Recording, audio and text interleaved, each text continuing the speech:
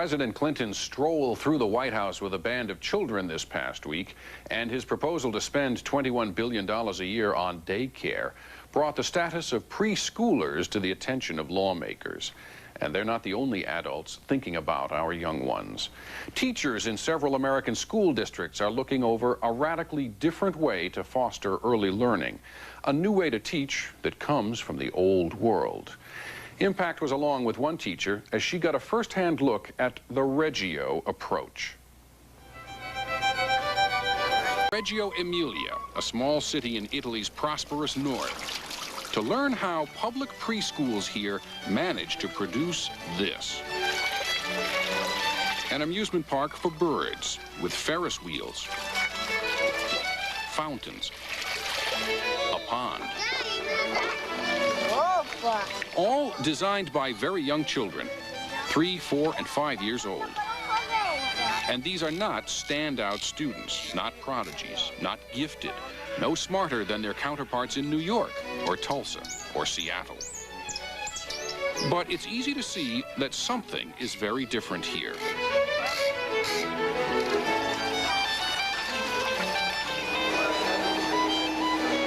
Inside, a wind machine created by 4-year-olds.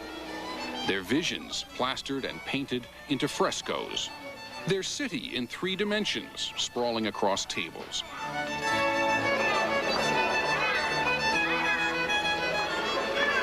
What parents and teachers in Reggio decided is that preschool education can do a lot more than its traditional mission of imparting social skills like sharing toys, or motor skills like hopping on one foot or learning how to hold a pen.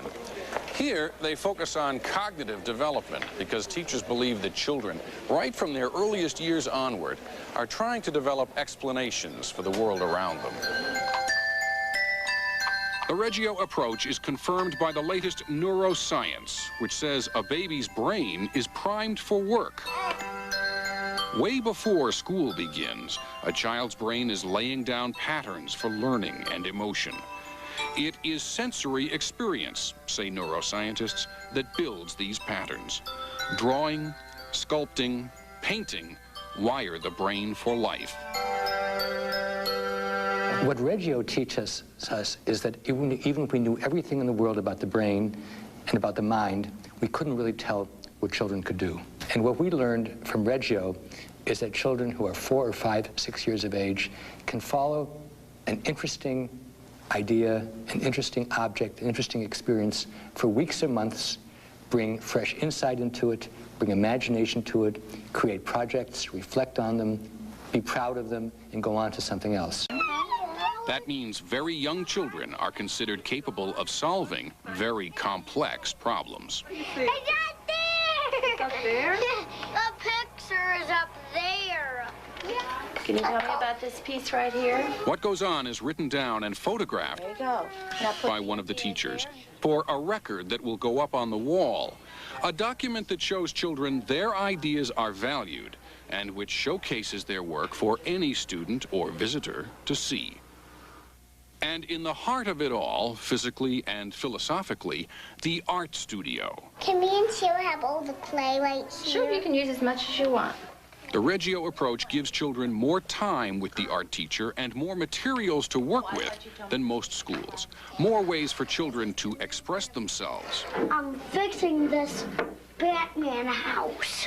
And do you all do the blocks at the same time all together? No. Some people get to do it and some people don't. Because some people don't want to be there and some people do. Many preschool teachers in the United States work from such lesson plans. It is sort of a top-down teaching method. It's an adult giving small children the information that they want them to have. I just think you sell them short by expecting that they would only want to do something a certain way. Well, at those ages, how much is going on with them?